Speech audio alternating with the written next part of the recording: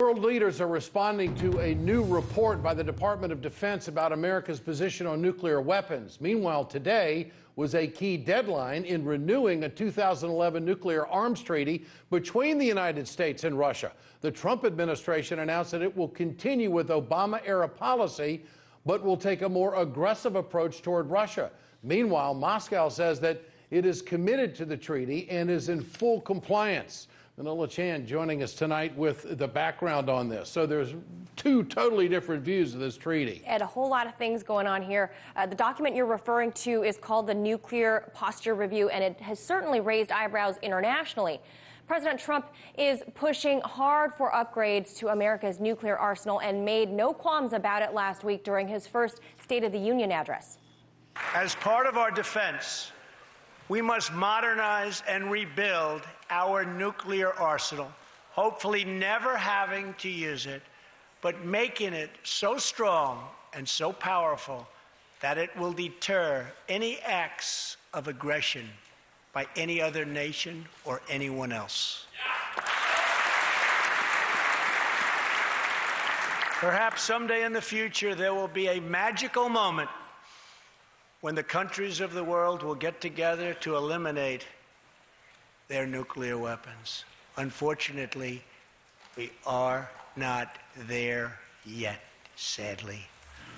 But now the formal document has been produced by the Department of Defense to underscore the administration's objective of protecting the U.S., its allies, and its partners, emphasizing long-term goals of eliminating nuclear weapons, yet keeping U.S. capabilities.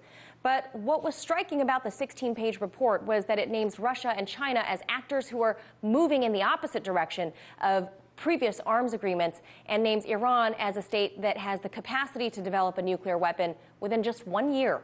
The Chinese had this to say in response, quote, "The Chinese side expresses firm opposition. We hope the U.S. will abandon a Cold War mentality and earnestly shoulder its special and prior responsibility for its own nuclear disarmament."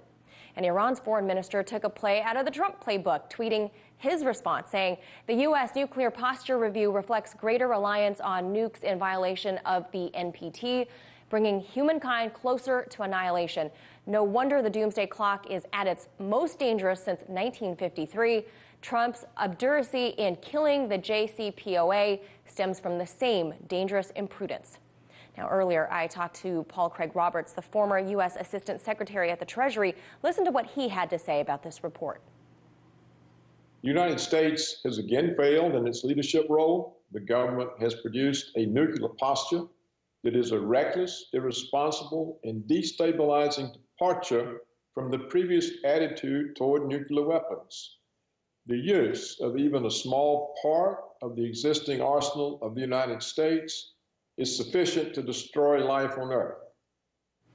So even though the Trump administration is continuing with the so-called New START program, short for New Strategic Arms Reduction Treaty, which got its start with Ronald Reagan and later George H.W. Bush, the global stockpile still looks like this. Around 200 warheads separate Russia from the U.S., those numbers well over the agreed-upon numbers first discussed in the Nuclear Non-Proliferation Treaty of 1970 that was indefinitely extended, Ed, as you know, back in 1995.